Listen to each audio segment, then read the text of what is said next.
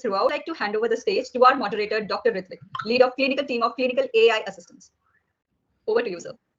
Thank you, Himani. Good evening, everyone. I'm Dr. Ruthvik, and I'm the clinical lead of clinical AI assistants, and I will be the moderator for today's session. To give an overview of today's session, we will go over the key components of healthcare, the journey of using artificial intelligence in healthcare, what have been the problems in healthcare over the last 5 years, the current situation of AI in healthcare, the 5 biggest upcoming technologies in the next 5 years, views from our experts, and finally, the panel discussion, followed by takeaways from today's session.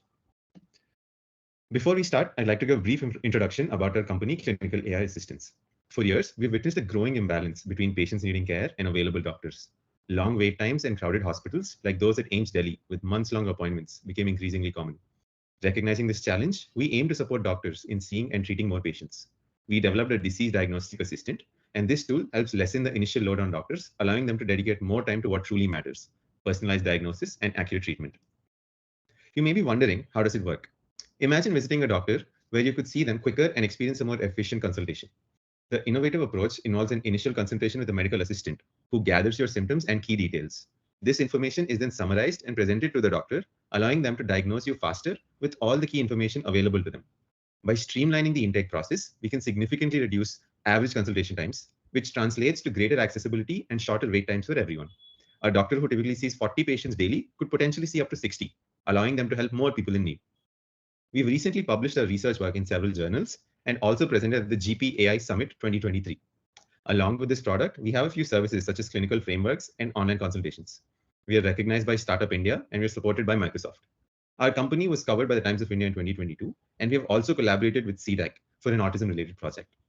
All of the research for this project has been done in collaboration with AIIMS Rishikesh. Thus, we not only care about numbers, but also clinical terms and patient satisfaction. So starting off, let's look at the key components of the healthcare system.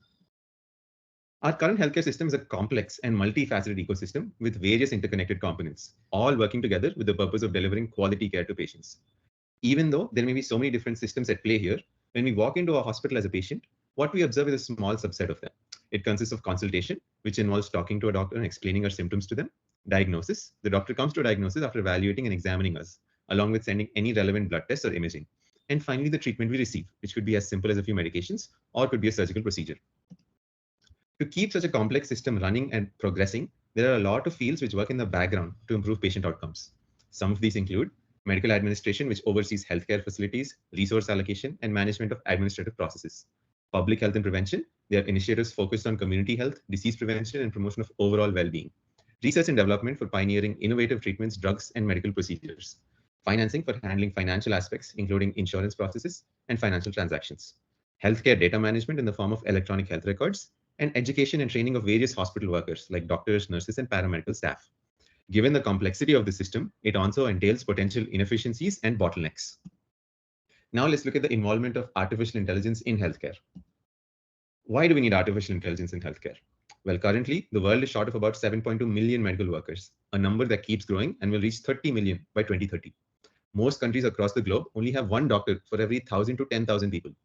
A WHO survey shows that 35% of US adults used a self-diagnosing tool before consulting a doctor. And as everyone remembers, the pandemic exposed major weaknesses of our healthcare system. The health market size in India was 1 trillion rupees in 2022 and is growing with a CAGR of 20%. So broadly, these are the areas in healthcare where we face a significant challenge, but AI could offer us valuable assistance in navigating them. Reaching a diagnosis is often complicated, as each patient is different with lots of variables. Adding radiographic images such as X-rays and CT scans, which often lack clear evidence of something that's wrong, means diagnostic accuracy is something which can be improved. Discovering new drugs is a very time-consuming and expensive process. And since we don't know which drug will be effective till clinical trials are done, it has a high failure rate, wasting a lot of resources. During the COVID pandemic, there's a meteoric rise of telehealth and care at home, which has been growing ever since. This indicates a high requirement for quality healthcare from home. Administrative tasks such as billing, coding, and appointment scheduling can be time-consuming and prone to human errors. They indirectly affect the quality of care the patient receives.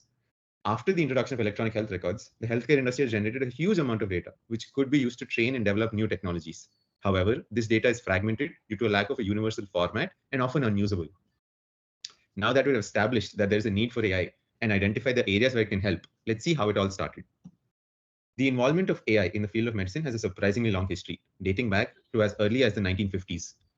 The 1970s saw the development of an early expert system called MySyn, designed to diagnose and recommend treatment for infectious diseases. The 80s witnessed breakthroughs in machine learning algorithms, paving the way for AI's deeper integration into healthcare. Statistical methods and neural networks started being used for analyzing medical data and improving diagnostic accuracy. Medical imaging analysis for tasks like tumor detection and surgical planning benefit from AI algorithms. In the late 90s, the first surgical robots utilizing AI for precision and control emerged. The 2000s saw the explosion of big data and genomics, fueling AI's capability in healthcare. AI algorithms began analyzing vast amounts of patient data to identify patterns, predict disease risks, and personalize treatment plans. 5 years before the pandemic was when AI really started to pick up its pace. In 2015, machine learning started to aid clinical decisions, showing promise in diagnosis and outcome prediction with the launch of projects like Google's DeepMind Health. Deep learning in medical imaging showed promise for improving diagnostic accuracy, aiding radiologists in the interpretation of medical images. In 2017, the first FDA-approved AI algorithm for the detection of diabetic retinopathy was used. This marked a significant milestone in the regulatory acceptance of AI-based tools in healthcare. AI applications started to expand to precision medicine, which is predicting patient responses to treatments based on genetic and molecular data. Drug discovery processes benefit from machine learning algorithms, accelerating identification of potential drug candidates. Natural language processing techniques started to gain traction in 2019 for processing and understanding unstructured medical data, such as clinical notes and research literature. This enhanced data extraction and enabled more comprehensive analysis. To sum up the trends in AI in healthcare, we see that in the last decade, most of the innovations was in medical products, equipment and hardware designed to make the life of clinicians easier. This decade is witnessing a rise in medical platforms that empower stakeholders, doctors, patients, and institutions alike through a focus on real-time, outcome-driven care. In the future, we expect to see medical solutions for evidence-based health, which primarily focus on preventative care. Coming to the present, we'll see how the healthcare system is taking advantage of artificial intelligence. Broadly speaking, these are the 5 areas in which AI is currently being used in healthcare, most of which overlap from the challenges we identified earlier. These include virtual assistants and chatbots, remote patient monitoring, medical image analysis, personalized medicine, and telemedicine. AI algorithms, which are currently being used for radiographic analysis, have demonstrated accuracy rates over 90% across various modalities like X-rays, CTs, and MRIs. The market size for healthcare assistants in India is expected to reach $132 million by 2027, growing at a CAGR of 34.9%, showing a promising trajectory for AI chatbots in healthcare within India. Large language models, or LLMs, have been the defining technology of 2023, and in the healthcare space, they started off with models like BioBert and ClinicalBert in 2017, which were fine-tuned on clinical data and worked as natural language inference models. Later on, models like GPT-3, popularly known as ChatGPT, were fine-tuned with medical data and used as clinical decision support systems. Currently, the biggest ones have been Google's medical LLM called MedPalm, which is achieving near human-level performance on medical exams. MedPalm 2 has surpassed human-level accuracy on USMLE-style questions while providing factual, comprehensive answers to consumer health inquiries. LLMs are transforming healthcare across key areas like research, where they accelerate drug discovery through vast literature analysis. They support clinical decisions with data-driven insights and tailor patient education for better understanding. In 2023, the FDA approved a total of 700 AI algorithms to be used in healthcare, out of which more than 76% belong to radiology. Why is this? Because deep learning has revolutionized the way we extract information from radiographs. Using AI models for radiology is beneficial because it is not only accurate, but also consistent, something which radiologists struggle with. Image segmentation is the process of dividing a scan to show all the different organs present within the scan, which helps with identification and diagnosis. Constructing 3D models from radiographic images empowers surgeons to be more precise. And because AI algorithms can give results in a fraction of the time a radiologist takes, using these models is very helpful in high workload conditions to quickly get an initial diagnosis or rule out any dangerous conditions. Drug discovery has undergone a major transformation thanks to AI, significantly reducing the time and resources needed to develop potentially life-saving medications. AI helps accelerate drug discovery by analyzing biological data to identify potential drug targets, streamlining the initial stages of the process. Predictive models identify potential drug-drug interactions, enhancing their safety and providing insights into possible adverse effects. Pharmacokinetics and pharmacodynamics is the absorption, distribution, metabolism, and excretion of drugs, as well as their pharmacological effects, all of which can be modeled using AI. Predictive analytics and machine learning optimize clinical trial design and execution, accelerating the process, reducing costs, and increasing trial success rates. Artificial intelligence has also had a significant impact in changing the way we handle healthcare data and administrative tasks. It gives us deep insights into patient data and lets us predict important metrics such as readmission risk and insurance fraud detection, saving money for the healthcare system. Tasks such as data entry, scheduling appointments, claims, and billing are also all automated, which increases efficiency and reduces errors. A big complaint among patients is that doctors spend more time typing on the computer rather than talking with them. Using natural language processing, this process is automated, ensuring the doctor can spend more time actually talking with the patient. Now let's try and look into the future. We think these are the 5 big things that AI will change over the coming 5 years in the field of healthcare. Diagnostic imaging is one of the fastest growing areas of AI in healthcare and has a huge potential to help out in various fields. AI models will be able to detect cancerous lesions from scans even before the patient has any symptoms. A few examples are lung and breast cancer, and this could extend to other cancers in the future as well. Right now, there are a few AI systems that perform better than individual radiologists at reading X-rays, and this will only improve as they get more data and expand to more domains. Looking into the eye, doctors have long used the retina as a window to assess hypertension and diabetes, but AI is revealing that not only can it detect these conditions with impressive accuracy, we can also find hidden information like risk for stroke, renal diseases, and even cardiovascular diseases. This could usher a new era of diagnostic imaging where a simple retinal scan unlocks a wealth of health predictions. AI is also assisting in identification of organs while surgeons are performing minimally invasive surgeries, which improve outcomes and reduce error rates. Using AI's ability to sift through large amounts of information, AI models will be able to create highly specialized plans for each individual. The advantages they offer is that they predict disease risk and its progression, something which doctors can only give an estimate right now. Since all of us are different at various levels, the same medicine might not work the same for each of us. AI could find these differences and tailor fit treatment plans for each individual for maximum efficacy.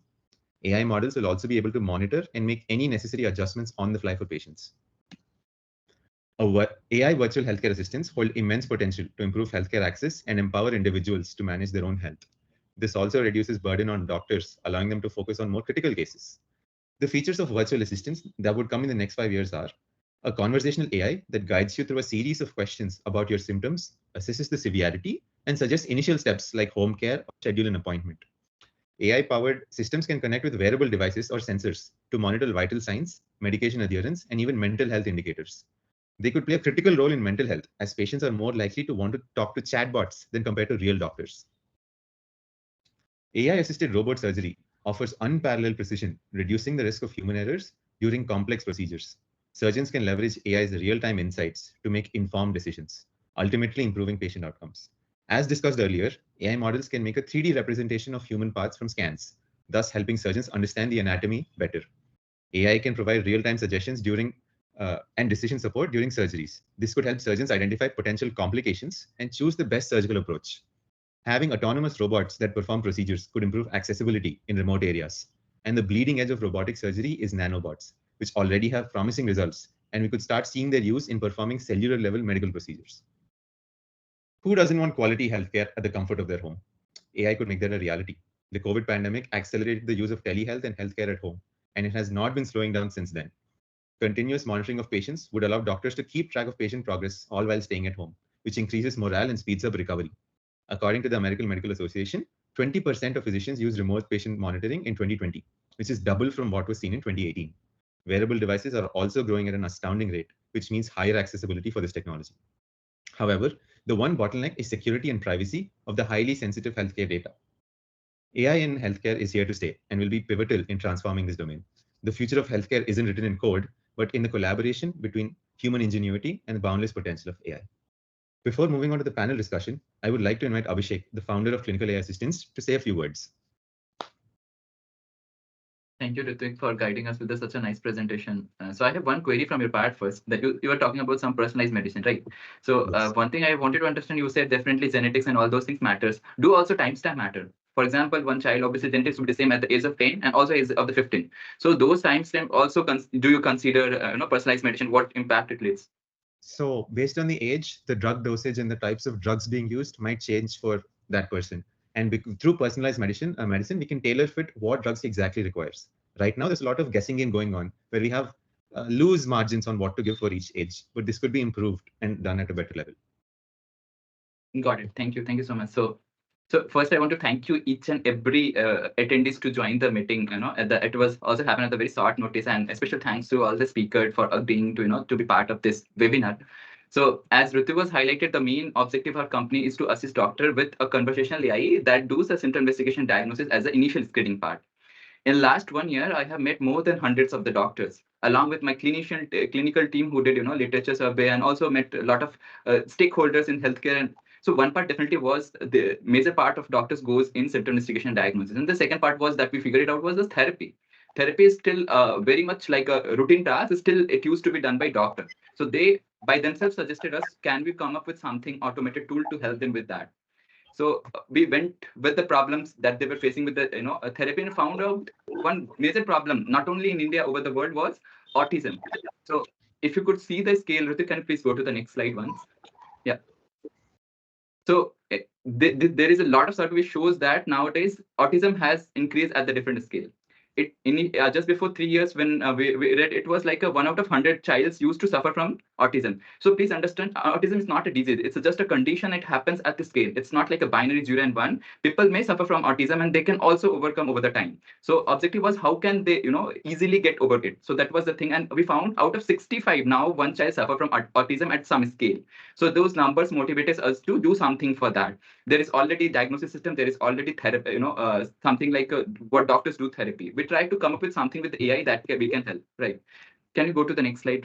Yeah. So first we did have collaboration with the CDEC, Patna and Kolkata. There we did a research with them, if you see. So we made an autonomous system which can identify whether the child has, autism or not. This is done through an audio-visual interaction. There are already some traditional systems to do with the clinical things, but it is both time-consuming and costly as well. So what we thought to do this screening part, whether the child has, autism or not, with some audio visuals task. And we made a models that was identifying whether the child has autism or not and at what scale. So we first collected data and made the model for, for that to diagnose that. So you wonder, these were the 5 features, top features, which was like poor eye contact, unusual vision, and those things we found very, key characteristics of autistic child. For example, if you show 4 things on a screen and say, where is apple? They find it difficult to say, where is the apple? So this kind of audio-visual interaction happens. And then finally, it says whether the child has autistic traits or not.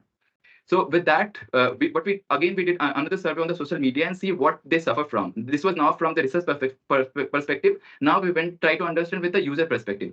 And it was disheartening to see that they suffer from social, how we deal with them. So they usually complain on the social media that the people think them differently, give them something what they want to hear. For example, they used to be called as a special child and all. Can you go to the next slide, Ruthvik? Yeah. So we found they find characteristics, they find themselves comfortable in themselves. So we thought of, why not to make a single room for Indian, community where all the autistic sides can come across, post, talk with each other, and also we'll have guided therapy for them, guided by initially by medical experts, and then by the autonomous system that we are going to build. So currently we made one app called Us. So this is the first Indian app which is a common platform for the all autistic people to come across a single unified platform. They can post, they can chat with each other, they can comment, they can follow each other, and this is like a common platform for everything they'll do, from identifying autism to development. And there will be also parental control, so that they can see what is the progress of the child over the 7 days or the month life. And in future, we are also trying to incorporate autonomous personalized development. For example, few people might, child used to be sensitive with some color, let's say red. So those things also should be taken in care. So currently this app version 0 we are going to launch recently. So whatever the product Ruthvik was highlighting, symptom investigation, we are also trying to help with some clinical means to the people. So this app is not going to charge a single penny for next 6 months. So we'll be completely free for all autistic styles to be a common platform to develop with each other. And we are soon going to launch about that. So yeah, I'd like to hand over to again Himani, please. So we'll be completely free for all autistic styles to be a common platform to develop with each other, and we are soon going to launch about that. So yeah, I'd like to hand over to again Himani, please.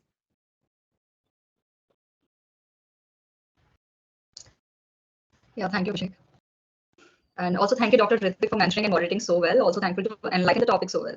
Now let's move forward for the expert's message. I would request Umme to throw some light on design thinking of healthcare innovation inspired by Stanford. Umme, am I audible? Yes, you're audible. Just a minute. Is my presentation visible? Yeah. Yeah, All right. it is. To you. Is it visible now?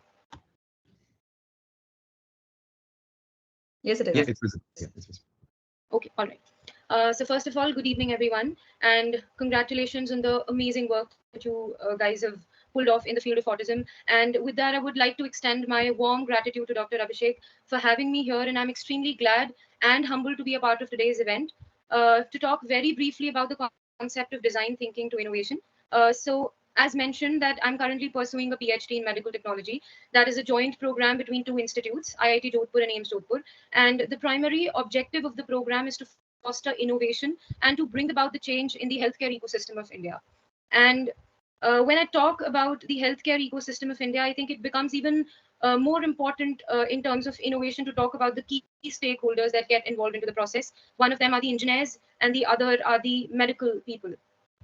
And so both the medical people and the engineers, they sit together, trying to understand the problems in detail and come up with a niche problem, brainstorm and understand the open research gaps in the healthcare ecosystem. And that's how solutions, innovative and novel solutions are made at the end. So when I say about innovation, in today's time, innovation is a business for all. Whether you talk about somebody who is enrolled into a governmental role, someone who is a young entrepreneur who wants to have their own startup journey just beginning right from here, or you talk about a person who wants to start with an innovation.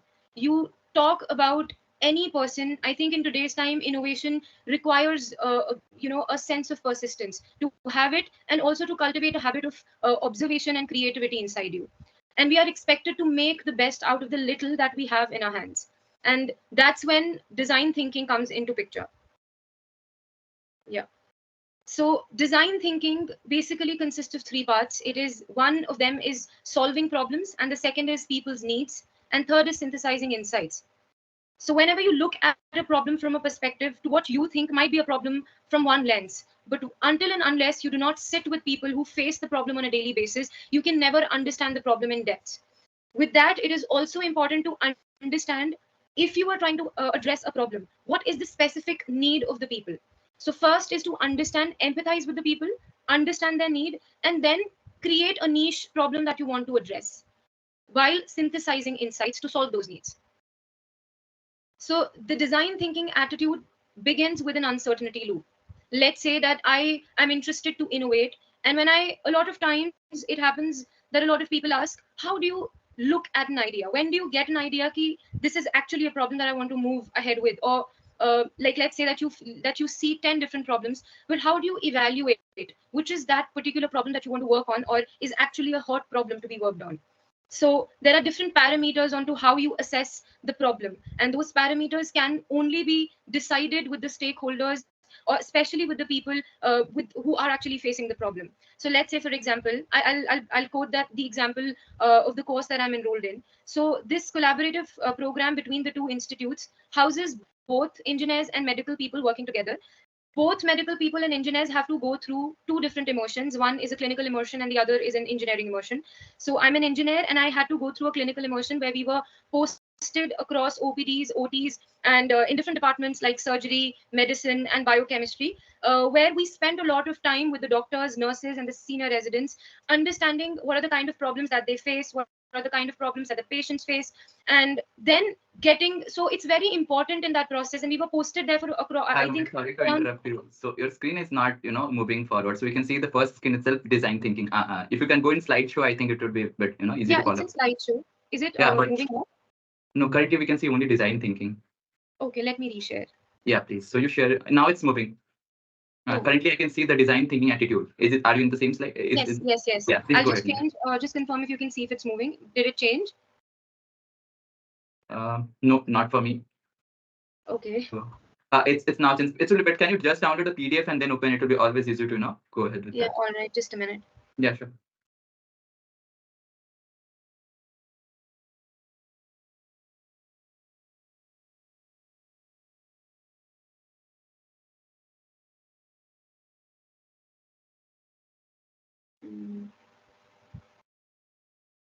I think there's a problem with sharing. I can't find my file. Can you share your whole screen? Yeah, that's what I'm trying to do, but I'm unable to select that option. I don't know what is the problem with that. So you can do one thing is that you can WhatsApp me your slide or PDF. I can ask my team to share. Okay, all right, I can do that.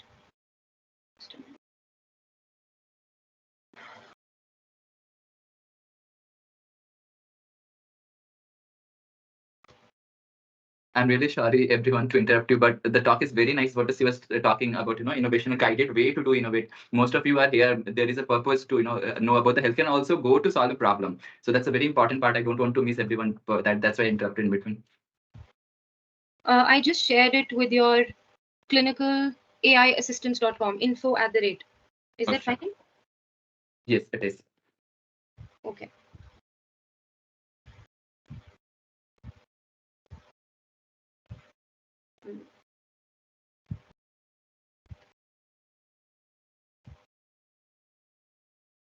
I don't know what's the problem with this.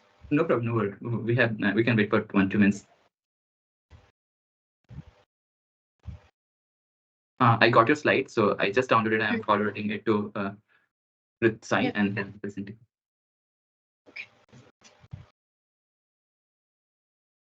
And I really want to thank Umme to join, because he has also another call today itself, and she's still in something intelligence. Still, she managed to join. Thank you so much for the support. That's completely all right. Thank you for having me.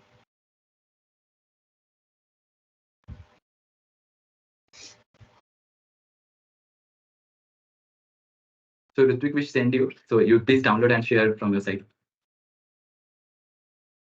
Give me 1 second. Okay, so till the time Ruthvik is doing the screen share, I'll just move on with the design thinking attitude. So I was giving an example of our program. Am I audible? Yes, you are audible. Yeah, so I was giving an example of my program. So we, like the engineers were posted in different departments, and then we spent a lot of time with the medical people trying to understand the niche problem at hand, be it the problem that was faced by the patients or the doctors or the nurses, so that and in that process, what I was telling you at that time is that it's very important to ask uncomfortable, triggering questions, because when you start looking at a problem, I think there are a lot of biases that come along, and those biases could either be because of your experience, could be because of your background, could be because of the skill sets that you have. And let's say that you, in other terms, you can say that you become biased to the problem, that this is the particular problem I want to solve, and then in a specific way, that this is the solution that I want to have for the problem. But design thinking says that once you look at a problem, you have to alleviate yourself from all the biases, and unless you do not alleviate yourself from those biases, you will not be able to understand the meaning of the problem and the depth of the problem, or the aggravated levels of problem to finer details. So, and that is also one of the reasons why a lot of startups fail at the first place, because they think that they have to pivot once they have an MVP. The pivoting starts right at the time of problem identification, and also during your prototype development. Ruthvik, can you please move back to the third slide, the previous one? Yes. So I say, so then you have a lot of problems, and when you see a lot of problems and you interact, you get a niche problem. So the uncertainty loops now becomes a little certain, and you know that this is the particular niche problem, and this is something that is actually the need of the people that I need to cater to. So you're done with your R&D, you have your niche problem, you then start thinking in terms of developing solutions. Ruthvi, can you move to the next slide? Yeah. So the 5 phases of design thinking, as I said, the first is that you need to empathize with the people. Second is define. So once you have a niche problem, is the time you start ideating.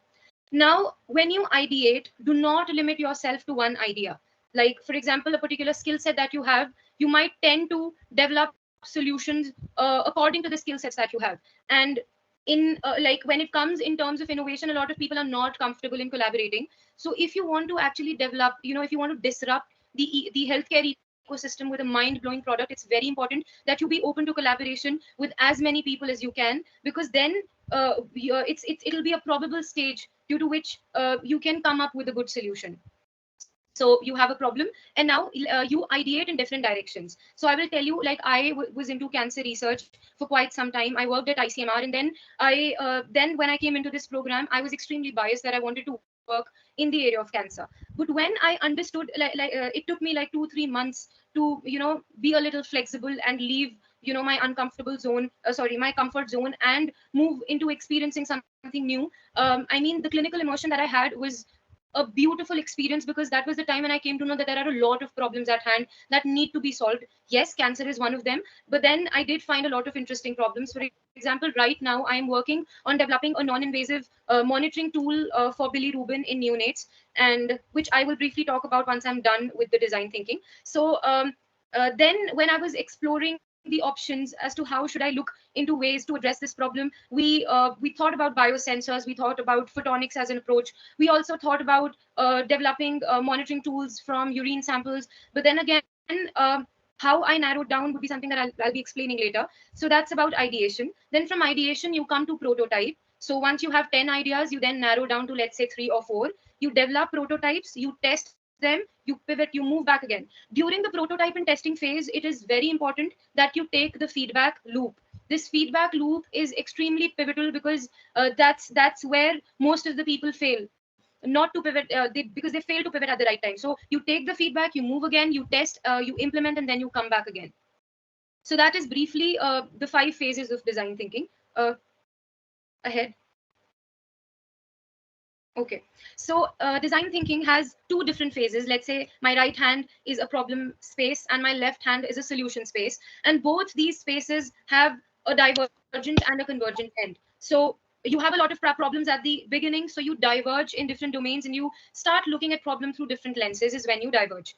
Once you have a niche problem is the time you limit yourself to one particular choice and you come to a niche problem. And then you have a solution space. Now you're done with your problem, you have a solution to look for.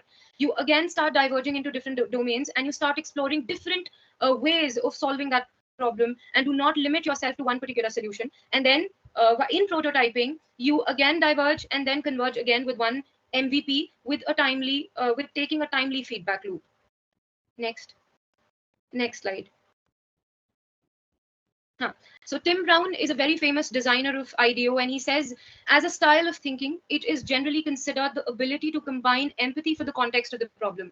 Whenever startups go for pitching, I'm sure Abhisek would be aware that a lot of times the venture capitalist will ask you a question: what is the motivation for addressing this problem? Why do you think? You don't have to talk about the stats. I mean, that everybody is aware of. But there has to be a personal motivation as to why you think that you want to spend next 5 or 10 years addressing to this problem. So you have to have empathy for the context of the problem. It's not just business, it's more than that. And combining the empathy with the creativity in the generation of insights and solutions, along with the rationality to analyze and fit solutions to the context. And this is so beautifully captured that I think it's so important to understand the problem, because I don't know if you're able to, if I'm actually able to emphasize more on the problem aspect, because we spend a lot of time talking about ideas and different solutions that you want to address. But what you fail to understand is the problem, is the niche problem that has to be addressed. Next slide. So design thinking. Design thinking comes in the center. It is the interplay between technology, business, and human values. Ruthvik, next slide. So what is unique to design thinking? A lot of people, when they hear about design thinking, they think, oh, design is something, you know, to be done as in like you draw something on the paper and it's something like that. No, that's not that. And a lot of people also think that it is only for creative people, which is not the case. Creativity is not limited. I mean, it is not an innate quality. It says, design thinking says that creativity is something that can be cultivated and imbibed at any stage of life, provided you have a key, you know, you have an eye to observe, you have excellent observation skills, and then creativity is something that comes along. With that, obviously, collaboration is must. It's a human-centered approach. It is highly iterative. It is a collaborative. It's hands-on. You cannot just show, you cannot just tell. It is very important to put it into practice, and then you show it that, okay, this is something that it actually works. Let's say that you have something in mind and you are going for funding. So you cannot just say that, I am working on this and I think it's going to work like that. Till the time you don't have a proof of concept in hand, you don't have a prototype in hand, nobody would be interested to fund your project. There are very rare cases in which projects get funded at the idea stage, and that's very rare. But other than that, you really need to have a proof of concept at least for a good funding. Now, what it's not, that, as I just said, that it's only for creative people and not product designers. It is for all. It's not a narrow equation to aesthetics and craft. It's more than that. It's not just adding colors and drawing, making beautiful drawings. Even if you are able to put your idea into a small block diagram or just write it into words, I think that's enough. And it is just not a brainstorming session. It is more than that. You have to take feedbacks. That's the most important thing. And it's an approach to replace analytical problem solving. Ruthvik, next slide. Yeah, so with that, I'll give you one example of a very famous case study, that is the Good Kitchen. And for that, I would ask you to travel with me to Switzerland. So the problem was that in Switzerland, the municipal corporation noticed that the senior citizens were facing facing a lot of malnourishment, due to which the mortality cases were incessantly increasing. To understand the problem, I've broken the problems into 3 different parts. Ruthvik, can you please move on to the first? Yes. So the first problem was that 1,25,000 of Denmark's senior citizens relied on government-sponsored meals. The second, out of the 1,25,000, 60% of them, of seniors residing in assisted living facilities or residential care units, had poor nutrition. Next slide. And out of the 60% of the total population, that was 1,25,000, 20% of seniors are actually malnourished. So they thought that the malnourishment and mortality was only because the menu wasn't cool. And they thought that they're not serving great, mouth-savoring dishes to them. And that is one of the reasons why they're not having food. So this is how vaguely they saw the problem to be. So they called a very famous Italian, design thinking people to come up and solve this problem, which was Hatch and Bloom. Next slide, please. So when Hatch and Bloom came to Switzerland, they used different design tools to understand the problem in detail. And one of them was journey mapping. Journey mapping means that you spend, like I said about empathizing, that you spend a lot of time with the people who are facing the problem, be it the patients or the doctors and other healthcare professionals. In this case, the design thinkers, when they came into place, Hatch and Bloom people spent a lot of time with the seniors, with the senior citizens, understanding their behaviors, their needs and their wishes. They also spent a lot of time with the municipal corporation people and other stakeholders who were there in Switzerland, and they wanted to understand the unarticulated needs. Now that recognized jobs that are both functional and emotional, not just in terms of fixing the menu, but they also wanted to empathize with the people so that they could understand what were the emotional, values or the emotional quotient of the people who were involved in, not just the senior citizens, but also the people who delivered the meals. And their observations were that the public service kitchen wasn't a rewarding job in Denmark. Hence, the lot of people who were cooking the meals, they felt it to be a low standard job, and also they were highly demotivated. So when you're demotivated, you've heard this, जब आपका mood अच्छा नहीं होता है तो वो आपके खाने में reflect करता है. And both seniors and kitchen employees had emotional needs and were disconnected. So the social stigma to even receive such assistance weighed heavily on the senior citizens. They were embarrassed. And the culture of Switzerland is such that the senior citizens are very reluctant to take help from, from people in general. And to take help from government is their last resort. They would still prefer to hire somebody and take care of them, but like to take an assistance from somebody, then they are absolutely not comfortable. Also, because they were lonely, so they felt that there isn't anybody around them, with whom they can chat and enjoy their meal. So with that, they also felt loss of control of food choices. That was extremely painful. So all of these were the kind of observations that Hatch and Bloom made. Ruthvik, can you please move to the next slide? Now was the time that they decided, okay, we know the problem in detail. This is the time when we have to co-create. So this was the time when they collaborated. Now Hatch and Bloom could have easily sat down and, came with enticing menu, with favoring dishes, to serve them. But they thought that this is just not the way to address this problem. So let me just sit with other people and brainstorm using different analogies to trigger questions in order to gain different insights as to how can we address this problem. So they included a lot of public experts, volunteers, experts in elderly issues, and kitchen workers as well.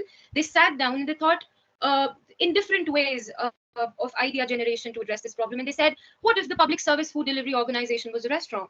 So Ruthvik, can you move? Yes. So now the kitchen, they said, let's imagine the kitchen as a restaurant, and let's see the cooks who are extremely demotivated. Let's just give them good uniforms, give them titles like chefs, and now replacing the vehicles to waiters and mere description to a menu. Let's say if I tell you on a daily basis that I'm serving you a boiled potato with rice and some chicken, I think you can enjoy the meal for 3 days, but on the 4th day, you wouldn't feel comfortable enjoying the menu. So, but if like there's a very fancy name to it, I'm sure everybody would like to enjoy that meal.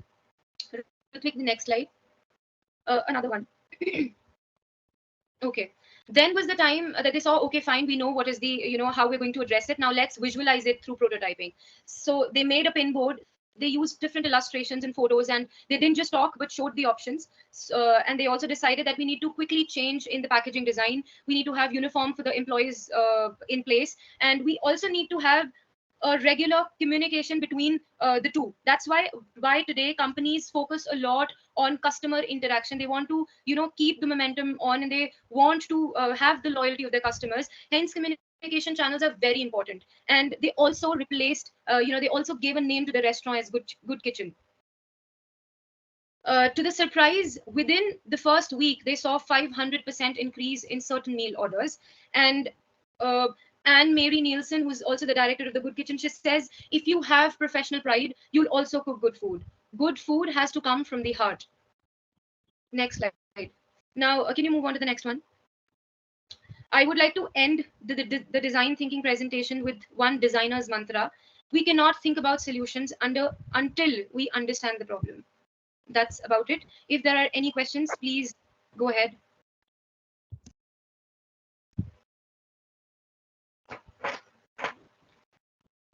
So thank you so much, Umme, for discussing with the case study and giving the whole background from 0 to 1. That is really very comprehensive and people can get it. So one thing what you highlighted over the time, which is like right time, right pivot, right? So to understand Yes. what people want and take the feedback in right way, and then go back to the redesign and go back in this. That's absolutely important. I can feel. I could have started my business 2-3 years ago, but over the time I identified, okay, this is the right time. I can go and launch with that. I'm getting now good audience and okay. So till then, if there will be question, we'll have in chat. We can move to the Dr. Venkatesh, and he'll be discussing about public health. Yeah. Is my screen visible? And full screen mode? Yes. Yes, it is. Just a second. Yes. So my screen is visible in full screen mode, right? And my slides changing? Yep. Yeah. Perfect. Yeah. So very good evening, everyone. Myself, Dr. Venkatesh Karthikeyan. I'm senior resident in AIIMS Patna. So I'm a public health professional. So I was invited by Abhisek ji for sharing few of the scope of AI in public health. And I think it's a very timely thing to talk about AI, especially in public health, because people commonly think about the utility of AI in day-to-day clinical practice, and they target on influencing or bringing benefits to an individual. But what we often neglect is how AI can play a role in addressing huge masses, a huge population. So I'm here to share a few of my experiences about the projects which I'm working in, which has bearing in AI and public health, as well as an overview about how AI can be used in public health and how it is being used in the field of public health, both within and outside India. So broadly, I'll be touching on the topics about what is internet, what is AI, what are the uses of AI in public health, what are the guiding principles for using AI in public health, key considerations for implementing AI in public health, key priority areas, and I'll touch upon the limitations, and I'll conclude with that. As we all know, our government of India has recently launched many initiatives like the Ayushman Bharat Digital Mission, which lays emphasis on creating Ayushman Bharat Health Number. This ABHA ID, if you would have been to AIIMS for any treatment, you would have been generated and given this ABHA ID. So this is a great step towards digitalization of health records. And this digitalization of health records holds profound potential to change the way we collect information and interact with the health system. In recent times, the increasing volume of health-related data is generated from many sources, from various clinics, hospitals, tertiary care centers like us. Like that, the data related to health, we are generating tons and tons of data. And this necessitates the increasing integration with computers' capacity of analyzing complex data with the assistance of AI, so that it can be leveraged for the benefit of public health. So before discussing the role of AI in public health, just I'll touch upon what is AI. AI refers to a software program that can simulate a context-sensitive response or a conversation with a human user in natural language through messaging services, websites, or mobile applications. This might look a bit complex. To put in simple terms, AI is a feature where machine learns to perform tasks rather than simply carrying out computations that are input by human users. So it is not simply calculating 2 + 2 = 4. It does not serve as a calculator rather, but it learns how to perform these tasks. So this is AI in simple terms. Just for refreshing our memories, I included this slide. So the ability of AI, if you see in public health, the ability of AI models to analyze and interpret large health datasets can be transformative for public health and epidemiology and lays the foundation for precision public health. What is precision public health? Similar to how precision medicine, like we are using genomic sequencing, we are trying to learn about genes and other personalized patient data so that we can tailor make our treatment. We can give right treatment to the right person at the right time. Similarly, precision public health is an emerging discipline that uses extensive population-specific data to provide the right intervention to the right population at the right time. The analysis of large-scale health data from many sources may provide more and better insights on the determinants of the disease on both the personalized as well as the population level. This can help accelerate public health surveillance and shape public health policies and implementation activities. So as we know, there are different subfields in AI. So you guys know better than me. So I'll try to skip this. Go in a faster way. Machine learning is a process of applying training data to a learning algorithm, and the algorithm generates a set of rules based on the identified data patterns. These rules can then be used to classify new data or predict future data. By using different training data, the same learning algorithm could be used to generate different models. In public health, this machine learning helps in understanding complex connections between genetics, environment, and disease. So in this moment, I would like to just touch upon a few points about my project, which I'm doing in collaboration with ICMR. So it's a multi-centric project carried out across different centers in India. So what we actually do is that whenever someone is having head injury, they come to a hospital, they get admitted in our trauma or emergency ward, and we are trying to take care of the patient and help them recover. But based on the baseline data, is it possible for someone to predict how this head injury patient will behave, or how well or how poorly he will recover after 1 month or after 6 months or after 1 year? What is his prognosis? What will be his prognosis? So to answer this question, will machine learning be able to help us? So that was a research question which was in our mind. And in order to answer this question, we are conducting this study, which will help us to predict the prognosis of head injury patients based on the data at the time of admission and at the time before discharge, so that we'll be able to predict how good the patient will recover at the end of 1 year and what are the long-term implications of this head injury. So like this, several projects are being taken, and it's funded by ICMR, which obviously means that government is also interested in promoting machine learning and AI-related research in healthcare sector, particularly in public health.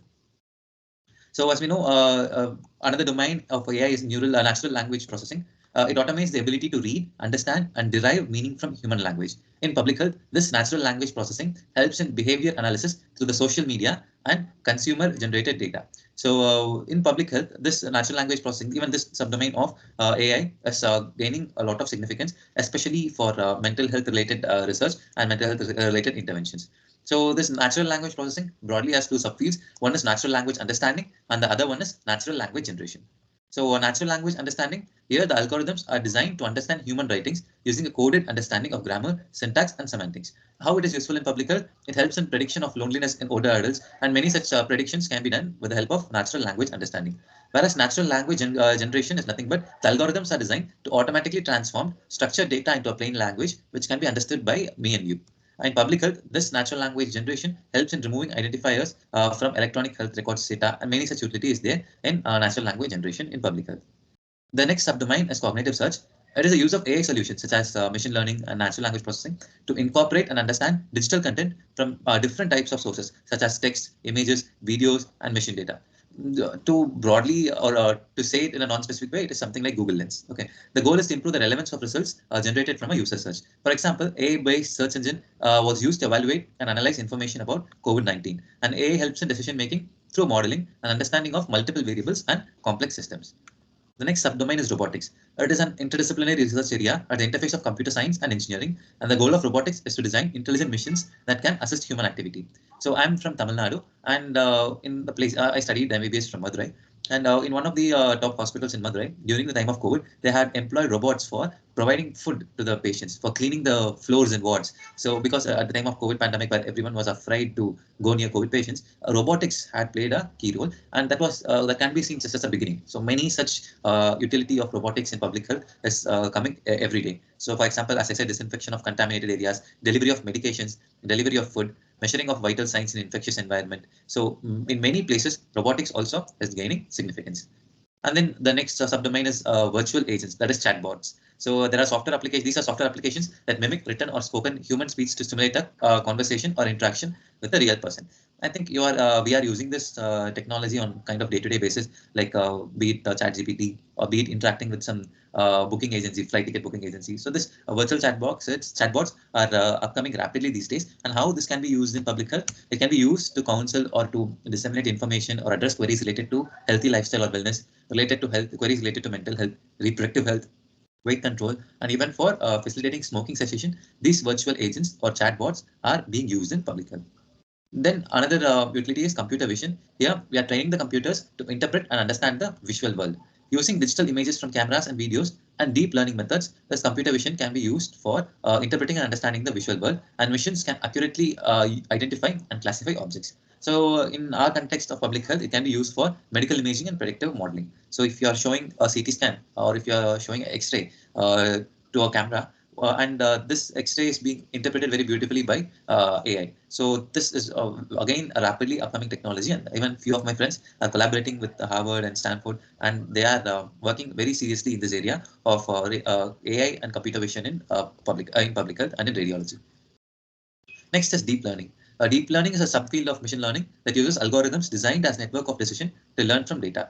These networks are often called neural networks. When there are many layers in the network, they are called deep neural networks or deep learning networks. They can identify disease based on the imaging and can predict health status from electronic health records. Next is speech to analytics. That is the process of analyzing live or recorded speech to understand and derive meaning. And in public health, it can be used to analyze human behavior and states of human being. So these are few of the upcoming and ongoing activities which is done with the help of AI in the domain of public health.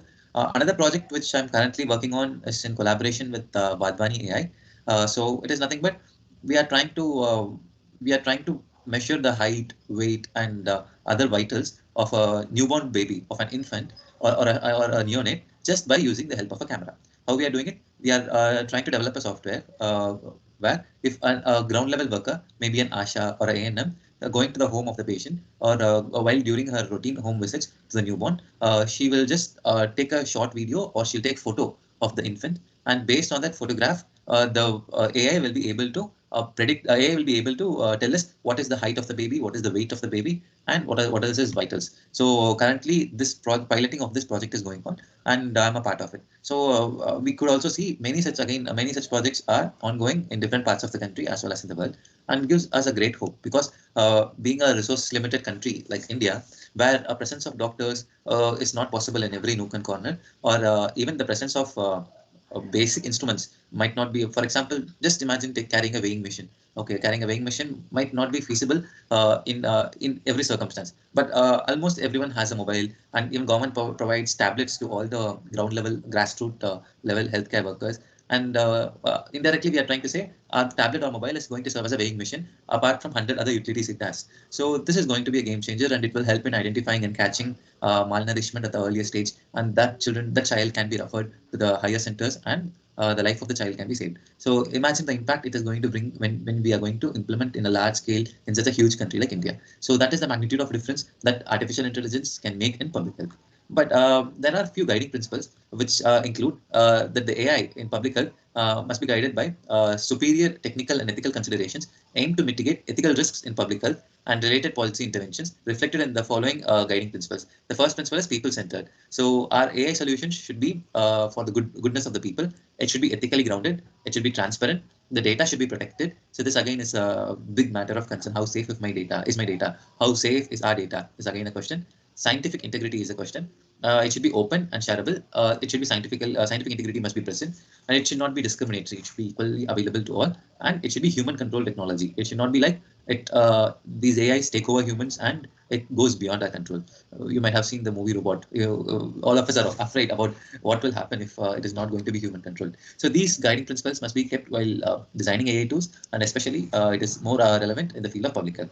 So human rights like dignity, respect for life, freedom, health, self-determination, equity, justice, and privacy, all of it must be safeguarded, and it should not be compromised. And ethical principles also shouldn't be compromised, while at the same time protecting the rights of the individual. So we should be able to design AI interventions which are useful for the human beings without compromising any of these rights of the individual. So this all past 10-15 minutes, I was talking very good things about AI, especially in public health. But what are the challenges? What are the limitations? First thing is the limited concerns on data quality and quantity. First is quantity. So we are going to generate. We are already generating tons and tons or TBs and TBs of data, and it's definitely going to increase in days to come. And quantity is a matter. Again, quality is again a matter, because without quality data, it is very difficult to use the data and utilize it for developing AI algorithms. So we have limitations on the basis of data quality and quantity. Transparency of AI model is a limitation. Like we don't, if a company is coming up with AI model, due to different reasons, they might not reveal how it works. And all these things is a matter of concern, especially from an administrative point of view. Evidence of clinical utility is a concern, and that's why many researches are being promoted by the government of India. regulatory challenges are present. Like many guidelines are provided. Even now, WHO has released a guideline of how to use AI, what are the things which should be considered, and many such guidelines will be keep on coming and updating. That will be a potential challenge. Of course, ethical issues will be there, and bias might occur. Cost is a factor, and in a country like India, especially, buying costly equipments or investing a huge sum of money on AI is again is not so easy. As we know, the percentage of GDP spent for health already is very less, and if we are going to strengthen our healthcare infrastructure in terms of IT, again, it's going to incur a lot of cost. And how feasible it is for us to adopt to new technologies by investing such a huge amount of money is again a question, is a matter of question. And non-availability of devices and equipments to collect data is there. So, however, on paper, government is giving tablets to all the health level, grassroots level health workers, but how many of them are actually using it? They don't even bring it to they don't even carry it with them. Even if they carry, there is no charge. Even if there is charge, and even if they carry, there is no internet signal. And even if there is signal, it is not recharged, and they are not ready to pay from their pocket. And as far as I know, there is no provision for the government till date where the government is going to recharge for the internet usage in that particular tab. So all these practical issues are there, and this is again going to be a very important limitation. And more importantly, resistance to change by healthcare workers. So we doctors are already afraid that AI is going to take over our field, just like any other field, which is again a matter of debate. But there is definite resistance of healthcare workers, which can be due to many reasons. One reason, which might seem very simple, very addressable, but is a major thing, is that doctors may not be so much comfortable in using computers, especially on a day-to-day basis in wards where they need to type long patient history and all. So a little bit, lesser preference for computers and more preference for writing is again a challenge in generating health-related data, and this is one of the many factors which contributes towards resistance to change by healthcare workers, and lack of human interaction and empathy, which AI cannot address, is again a major limitation for utilizing AI in public health on a large scale. So to conclude, there is a great scope for AI in public health. However, AI in public health is still in infancy, and there is a need for addressing various challenges associated with AI usage. AI systems that collaborate with human experts can enable a symbiosis between AI and human to harness the advantage of both, and this synergy will help to achieve performance that surpasses that of AI or human experts alone. AI is an addendum and not a replacement for human touch in public. So these are my references. Thank you. Please let me know if there are any queries. There is a query by one of our attendees. Yes, please. That reads that will during surgery the AI also gonna replace those human value or the humans during the surgery as well? At the moment, a few of my friends in the field of surgery are also working in this field, and robotics in surgery is not a new thing. It's there for quite a long time. But the thing is that the surgeons are operating these robots, and these robots are going to touch the human and perform the surgery. But the mastermind is that of the humans. So at the moment, till now, humans are controlling these robots, and in future, of course, there's chances that robots may independently perform surgeries as well. We cannot rule out that possibility. But again, there are so many ethical and practical considerations which may not allow it to be happening independently. It will definitely happen, but in a supervised manner, and the level of supervision and the level of human intervention in that might keep on reducing as days goes on. Yeah, supervision is exactly necessity. And thank you for this. When Umme was presenting, that was also a deep dive of knowledge in about the design learning. So now, last but not the least, Dr. Kartik, please tell us something about the current use and perspective of AI in medicine. For Venkatesh, then we'll go to the Kartik. Sorry. Yeah, I have one question for Dr. Venkatesh, and then we'll go to the doctor. Yeah, go on, definitely. Yeah. So Venkatesh, we are saying AI and deep learning, all this stuff, but at the background, if you see, it's data, right? So how good we are in terms of data in India? Because I was just saying I have been to the lot of EMS and medical hospitals. They're still skeptical to store in an electronic medium of data. Even EMS Delhi, I was just before 2-3 months, and they said, Abhisek, last remember just a year ago we had one hack at the ICMR and it got so much of loss. I said, sir, you just store the data for next 3 years and we'll ahead of 30 years in AI for medicine. He said still 80% is the resilience is to not use AI in terms they don't have even electronic media of data storage. There is I didn't find so much of digital media, even such as the EMS Delhi, which is like a national hospital. So where do you think are the source in terms of data in India, especially EMS, what they are doing with this data terms, what they are looking forward in next 3 years, 2 years? If you could enlighten us there. Okay, so in my observation, our institute AIMS Patna is very good in terms of IT and IT infrastructure and data generation. So we have invested a lot of money and we have a very strong IT team, and we do maintain large quantity and good quality of data. But this is I may not be able to generalize this finding throughout India and for other AIMS because again this all these data storage, data generation, maintenance, everything involves a lot of costs, and focus on data is just for the we are gaining focus on data for the just past few years, and it might not be a sudden shift. A sudden shift might not happen in terms of data storage, data generation, quality data generation, validation, and you are developing models on it. It might take time. Main thing I see is that the reason for it is lack of funds and lack of trained manpower in doing this. Lack of funds in the sense lack of funds to allot for this particular activity. So more if a hospital is having 100 crores, a hospital will try to spend most of its money in patient care.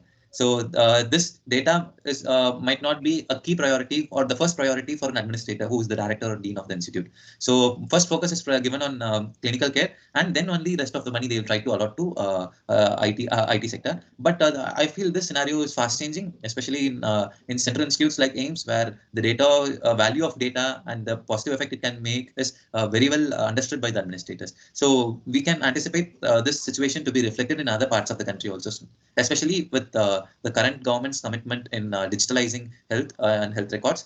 It's a very positive sign. Oh, that's nice. Thank you so much for the answer. Okay, now let's listen to Dr. Kartik. Dr. Kartik, present your PDF. Hi, Himani. Am I audible? Yeah. So a lot of theoretical aspects about how AI is used currently, how there was a development of AI has already been done by Dr. Ruthvik and Dr. Venkatesh. So I'll be talking more in practical aspects of what I feel my perspective as a physician of AI is, and why AI is needed. What are the current problems that I, as a physician, face in using AI, and broadly that I see with AI, and why I think that doctors will not be easily replaced in any near future by AI. So first of all, thank you, Abhisek, for calling me, and Dr. Meenakshi, who was a professor in AIMS Rishikesh, who's a department under medicine department in which I did my MD, and now currently I'm working with older cancer patients, and the currently before I talk about AI, I would talk about what kind of the previous speaker, the question arised, the problem with data collection. So I have worked in three big medical colleges in India. One was with Delhi government, where I did my MBBS, and there was nothing related to EMR in that hospital. So that was Maulana Azad Medical College, which was one of the biggest medical colleges in Delhi. It has around 4,000 beds and no presence of EMR. So this is I'm talking about EMR, which was introduced like 15, 20 years back. And I feel that AI will only be useful with the kind of data that you put into. So without the without the data set, without the data points, without EMR, it will be very difficult for the Indian perspective to use AI in different settings from the back end till the patient. In AIMS Rishikesh also, the EMR was as much as for a report viewing in Rishikesh. There, the report viewing system was that they had this option. This system is generated by the Indian government only, and there the Ayushman card that Dr. Venkatesh was talking about was linked to this. The health insurance was linked to this system. Patient information, basic information, and demographics was available, and the reports used to come. Not all reports, not radiological reports, only blood reports, and nothing related to patient notes was there in that system. At Tata Memorial Hospital, it is a bit more advanced because they are trying to make it as a paperless hospital. So most of the notes it was emphasized to be put on by the administration only to be put on the system, but that has a lot of errors in data entry itself at that level only. So AI can be as good as the data that we are putting into. So plus the adoption of EMR, as much as it is difficult for the American and the European doctors to use EMR all the time. Same is the problem with the Indian doctors also. Nobody initially likes using EMR because it is time consuming. It has some learning curve associated with it. So, you go away with some other problem like, good data collection, but you have new problems that are coming in. So that is how these technologies work in, medicine. So you can show that, for example, some AI interventions, some digital therapeutics, like the great work done by Abhisek in autism that he was talking about, that has good outcomes. So a lot of things have good outcomes, but the problem is the journey from what we say from research to bedside, that translational journey, that journey from good outcomes, less side effects, to the standard of care is very long. It is very difficult. It has so many complexities in that relating to cultural problems, economic issues. So those all come. So first, I'm going to talk about why AI was the need of the AI has generated. So it is very simple, as everybody is talking about. I'll give a small summary of that. First is because healthcare is an imperfect science. It is a very high resource setting. You cannot promise any outcome to the patient. No, in our healthcare, we cannot say that okay, we are going to give you a 5 lakh rupee medication and you are going to be cured of your disease. So this it is not that is how it works, right? So it is a very imperfect science. Outcomes can be very varying. Predictions cannot be made. Even if they are made, they are not very accurate. And the decisions that are taken in medicine has to have an accountability, because the decisions are bound to go wrong, the decisions are bound to vary, and then somebody has to take responsibility for that. So that is very important part. Second, as Dr. Ruthvik discussed, there are inefficiency of in healthcare. As simple as something as a diagnosis can take a lot of time. Tests take time. Investigations take time. Development of new drugs will take time. There are a lot of errors that creep in from these inefficiencies and time-bound processes. So that, I think, is a need of AI, where AI can work. And because of this imperfect science and the inefficiencies in the system, the third problem with where the AI need, as Abhishek was also saying, that will be the shortages. So it is shown that the AI will work, in like, for example, I compare it with the IT sector. Very simple. I'm talking very simple lingo. Like in IT sector, they say that AI will come, they will replace the ground level job and the high level job. They will the high level job will go to somebody who's on level 2, and the level 1 will go to the AI. So that is how they talk about. But in medical, it is not like that. In a medical system, there is always shortages from the cleaner level to up to the medical director level. So everywhere there is always a shortage. So obviously the AI is bound to improve these processes and system, where with the real value of that AI. I don't think replacing it is one of is as simple as that. So, what are the practical problems with AI? Now, I'll discuss some of them. First is the inaccuracy. So, as far as I am concerned, I have used AI. My exposure to AI has been through ChatGPT. So, whenever, if for example, without using it on my patient, I just put some clinical points of my patient on the on ChatGPT, for example, right? So, there are a lot of inaccuracies for it. First of all, it is very difficult for it to there is this science called prompt engineering and all that you have to be very specific with the question. You have to be specific with the data points. So whenever I give a clinical question to the chat GPT, and prompt engineering is something that I have learned over time, that how to ask question, but still it takes me around 3-4 questions. I have reduced it from like 10-15 questions to 2-3 questions, but it is difficult for the AI to understand what I'm trying to say. So sometimes there is something that I assume that the AI must be knowing, and sometimes AI assumes something that I might be knowing as a doctor, or as things. And sometimes the problem is it doesn't ask me that you tell me about this. No, it never asks it. It assumes things, and it will put the context according to that. So that is a problem. Other problem is regarding this inaccuracy is it never gives evidence. For example, I talk about ChatGPT, or I have used other medical AIs also that are available. Obviously, many of them are not FDA approved, and none of them can be directly used on the patients. But for as far as curiosity point of view, they can be used by us doctors, but it doesn't give evidence. And even if it gives evidence, it is not accurate, and it is very visible that this cannot be directly applied to our patients.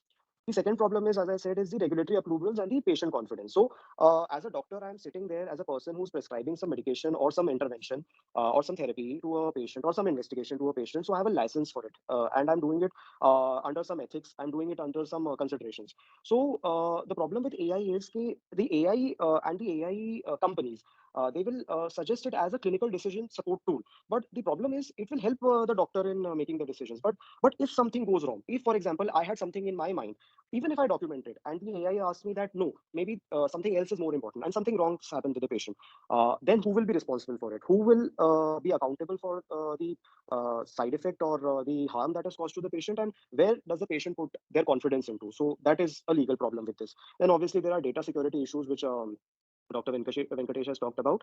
Another that he talked about was the doctor reluctance. A lot of time it is very difficult, as I said, to adopt EMR, to adopt any new technology, to learn the new technology, because it is not, just that a new technology has come and we adopt it. Sometimes, the way a doctor thinks is in a way that they want to know how this works. So a lot of time that you present something to it, they don't understand that how this, this neural network works, or this large language model works. So they're not very confident in how this thing is telling about a final decision making process. So that is one problem.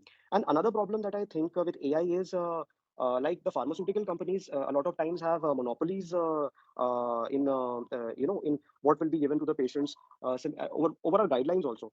Similarly, AI can also have such kind of monopoly in the system that it can change the decision making process. So these are the future considerations I think that will cause a problem with AI. Now, last of all, just 2 minutes, I will talk about why it is difficult for AI to replace doctors. I mean doctors by healthcare professionals, what I mean, and I'm talking this very seriously because the problem is, as I said, a decision has to be made, and in general, medicine, like many other professions, is a very patriarchal profession. It is a profession where experience matters. So, for example, in your language, in I mean the IT language, we say that you train data again and again and again to make it more efficient. That is how we are also trained. We are trained with making trials and errors, and over those experiences, over many years, we reach that that decision making consultant level where we take those decisions. So that is a problem with adopting AI directly into our systems.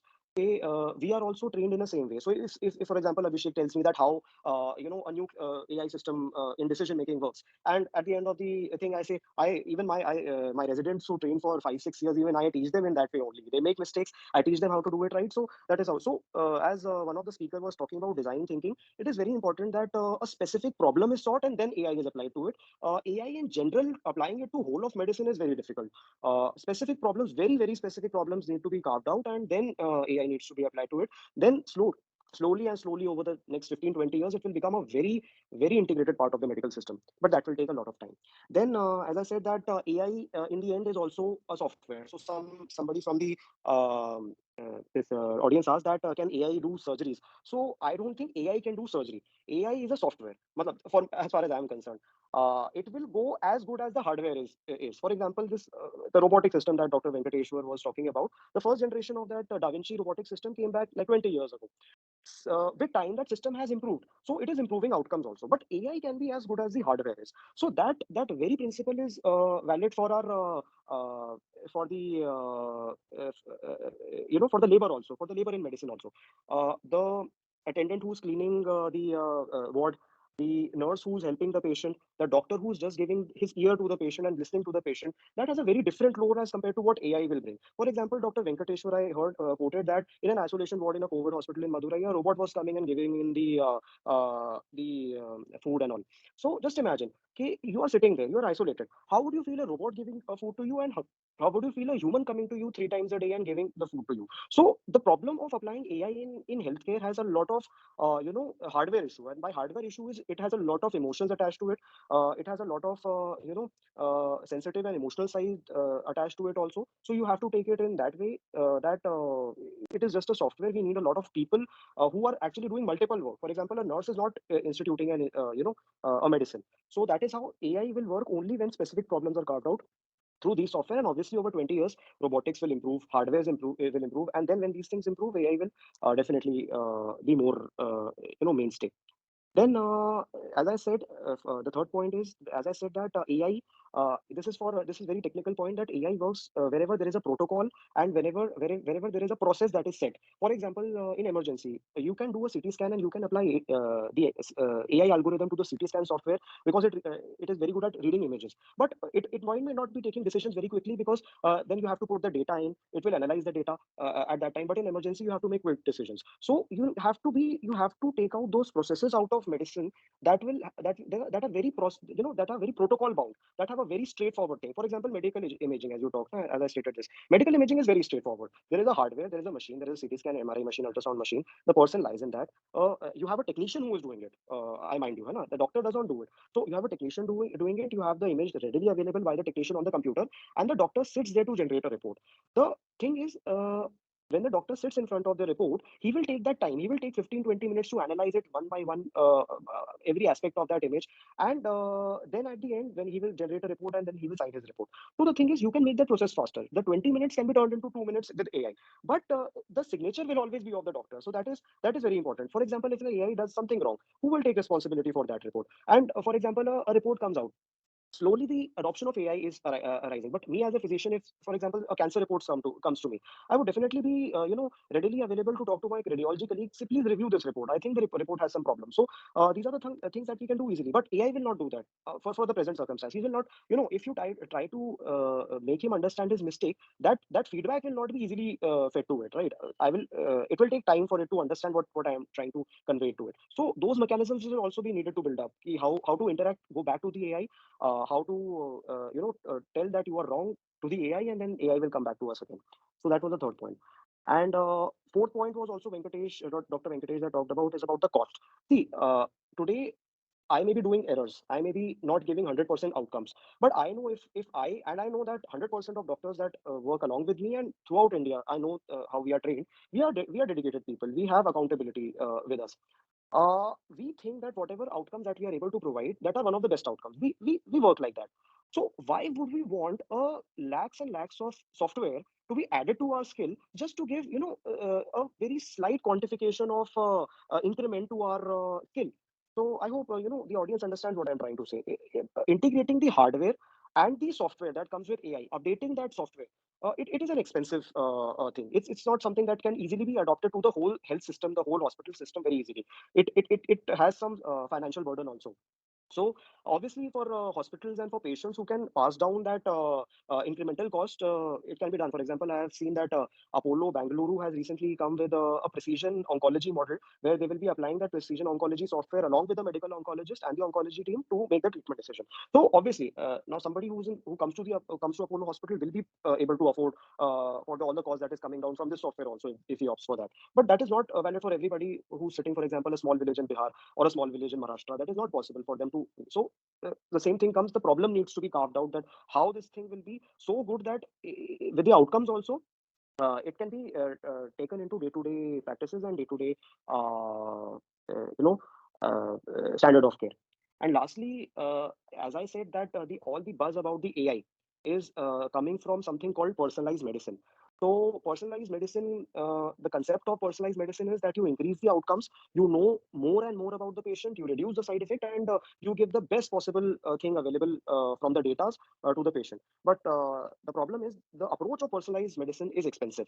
So what we doctors practice in general is what we call empirical medicine. So with the experience we gain, we know that this is the diagnosis and this will be the treatment that is most likely to be beneficial to the patient. But personalized medicine is very advanced. It will take the genomic part of the patient, it will take the proteinomic data of the patient, it will take all the scans and all the historical data sets of the patient from the AMR, and it will give to the patient. So that will add to cost of the patient. And in fact, that is something that the AI, obviously it will learn over data sets over time, but sometimes it is very difficult to establish what is important and what is not. So the human brain can chuck that out, what is not important, and take the relevant information in the real time. But AI will take time for that. Obviously, Abhishek can tell how these neural networks and large models work. But definitely, what I can see that it is very unimodal. A multimodal structure of these AI systems and their applicability are slowly coming in, and they will definitely take time. So thank you so much for listening to me. Any questions if somebody has? I can see it's Dr. Karthik, lot of questions. So before going to Ruthvik, I was just to interrupt now. I loved your talk so much. I can hear hours and hours because you were saying something different that I have, in last 2-3. I also met with the doctors and with the data and research. You were telling you the practical scenario, what is happening. So really glad to know such insightful discussion. So Ruthvik, you first take some question from audience. Then also I have a few questions for Karthik. Sure. Okay. So there are a lot of questions here, but there is one also question from audience wants to ask, so you can take. Prashansa, you can unmute and ask your question. Yeah, good evening, sir. Good evening, all, sir and madam. First of all, I would really like to thank you for inviting us into this forum. I'm assistant professor in public health, AIPH University. Sir, I completely like the AI and healthcare is one of the best combination that developing country like India could think of catering to the need of 14 billion population that we are here to do with. But I just want to know what are the health promotion and prevention activities that is very much required in order to maintain the three-tier working system of the healthcare, right from the primary level to the secondary level and then to the tertiary level. Because at the ground level, what problem we face, we are talking about telemedicine, telehealth, AI, robotics, and all multi-speciality things. But we are not able to control simple diseases like malaria or tuberculosis in the end, which is always the double burden disease, communicable as well as non-communicable. So really, because 70% of population still in India is rural India, and if we could actually AI could implement something in this rural India, I think we will be able to do a lot for our country, as the public health reality is something very different that I know, because we understand the doctor population ratio or the nurse population ratio here. Still, the doctors are doing the best I should say this, but these problems are something, if AI could do here something, I think we will be able to solve a lot of problem in India. Thank you, sir. Yeah, and that was a very good point. Public health is definitely one of the places where AI has yet to make significant changes. And I think if whatever changes we could do or whatever implementations we can do in public health would have a very large impact rather than what we're trying to do now, which is much more specialized and focused. Dr. Karthik, if you want to say anything about it. Yeah, hello, ma'am. Nice to hear from you.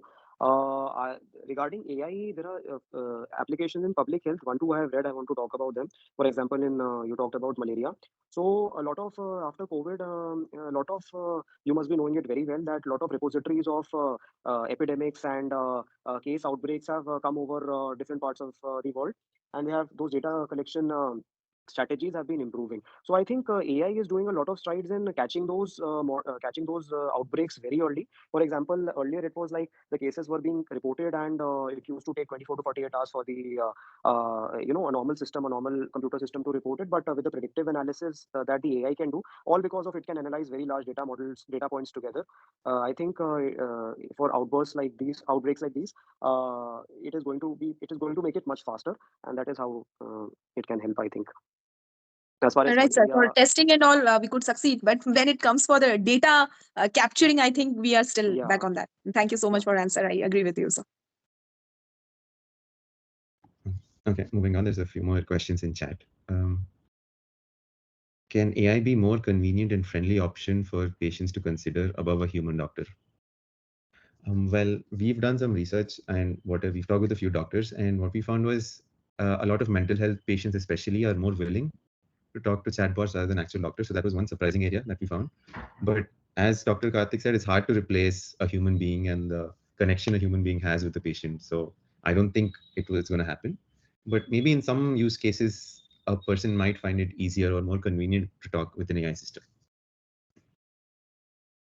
So I have one quick question, Karthik. So for example, you have trained and you practice in India. Tomorrow, if I send you, let's say somewhere US, how difficult for you to do your practice or diagnosis and symptom testing? I want to understand demographic, how much it plays in medicine.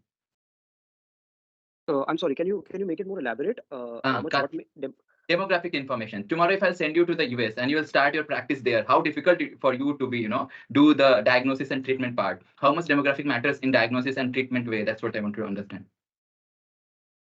Abhishek, if you book my ticket to New York tonight, and if I land in New York tomorrow, and if you hand over me a patient which I'm expertise in, I will not take a lot of time to make a diagnosis. So we are trained in a way that demographic data is also inculcated in our training. For example, for example, you give me an age, you give me a gender, you give me an ethnic group.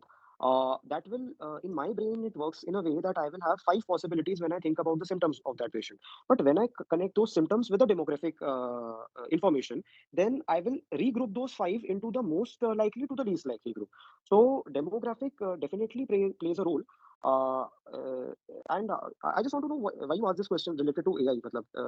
How? Yeah, because our model which has been trained on the 70% of US and China data. So people, when I finally showed to them, demonstrated them, so they said that's Abhisek really fine at the symptomology and the logical level, but also Indian demographic matters, which is here you need to fine tune.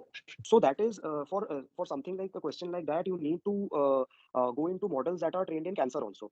So for cardiovascular drugs and all the other like paracetamol and other drugs, all simple drugs, what we do is something that is getting approved in USA or Europe, that is being approved in a lot of patients, like lakhs of patients, 1 million patient, 4 million patient. If you ever see Apple Watch study of heart study, yeah, if you see the study which any heart study that is validating a new stent in a patient. All these cardiovascular and neurological studies, they take a lot of big cohort in their population. But the thing is with cancer, for example, cancer doesn't take that, because cancer is the drugs are approved in a very accelerated fashion.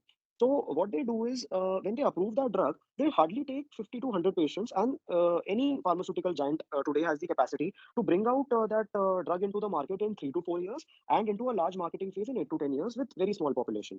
So what I mean by this is that when that drug comes to India for in a trial phase only, when it has been validated in a phase 1 and phase 2 trial in 100 patients, and when it comes to phase 3 in India, that drug has only been validated in 100 patients, and that too in European and American patients. So what happens is it is very difficult for us to with that small number of patients, and with that ethnic population, to apply it to our population. So what happens is after maybe 3 or 5 years, when it comes into the market, and when it loses its patent and it becomes generic, we apply this is for as a as a software, AI as a software, or AI as a device also, that when it becomes generic, when we apply it to a patient, we see that no, this drug is not giving that benefit, that is it is this cancer drug is not giving that benefit that it used to give to a Caucasian person who's a white person, है ना? This drug is not giving a person, like Japanese people do it a lot, they have a lot of resources, they directly compare their results with American people, and they see no, these drugs are not as effective, these drugs are good, but this drug is not as effective as they are in the American population. So whenever you are training a data set, or when you are testing a drug in a foreign population, today this is happening since the last 5 6 years, when that doctors have become more aware, and when trials are becoming more mainstream, and when doctors ask, many doctors, my generation doctors will ask, show me the evidence of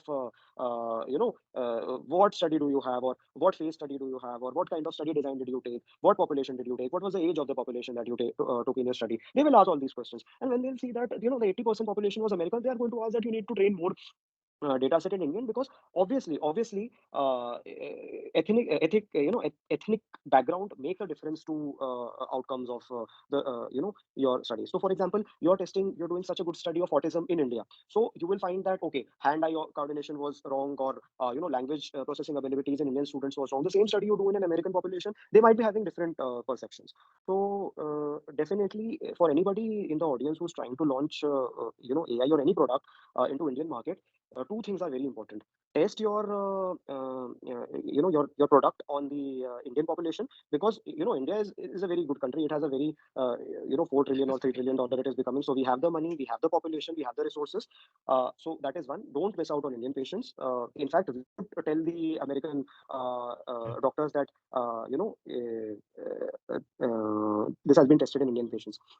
And secondly, get it approved by the Indian regulatory authorities. Right. So I totally agree with that. So what I understood from the answer is that there is a global standard, and Indian doctors are not different from others. So everyone follows the same thing.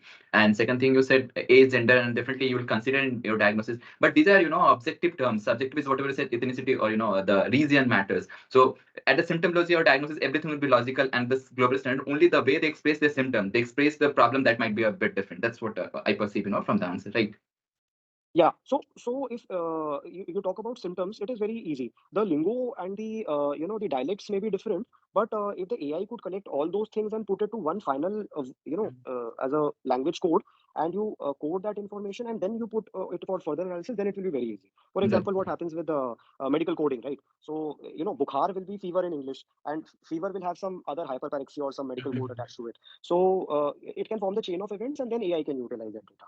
So data sets and data collection strategies have to be improved. Exactly.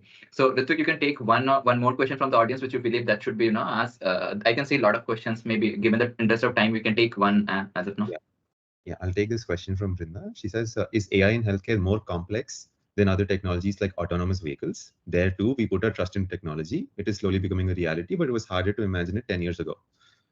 So I would say a few words about it. I think in other technologies like self-driving cars and such, there you don't need to have a high accuracy rate. Like you could be 90% accurate, and even if something goes wrong, there's no, like you lose a car at max, the car will hit something. But when it comes to healthcare, we're dealing with a patient's life, right? So even for initial testing, we would expect the model to be of very high accuracy.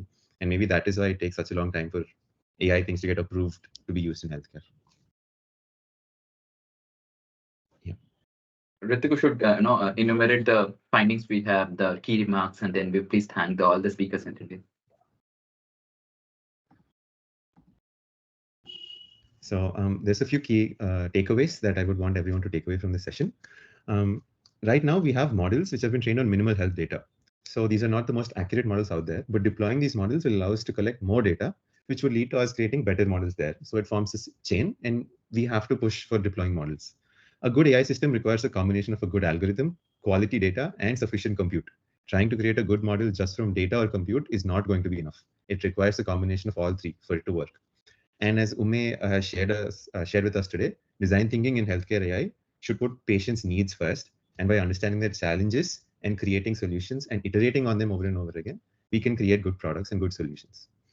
And with that, I'd like to conclude. Thank you, everyone. First, I'd like to thank you to our panelists, Umme, Dr. Karthik, and Dr. Venkatesh for joining us and having a great discussion today. Thank you for all the audience members for staying and listening and asking, being interactive and asking good questions. And finally, a big thank you to all my core team members for making this webinar possible today. So thank you, everyone.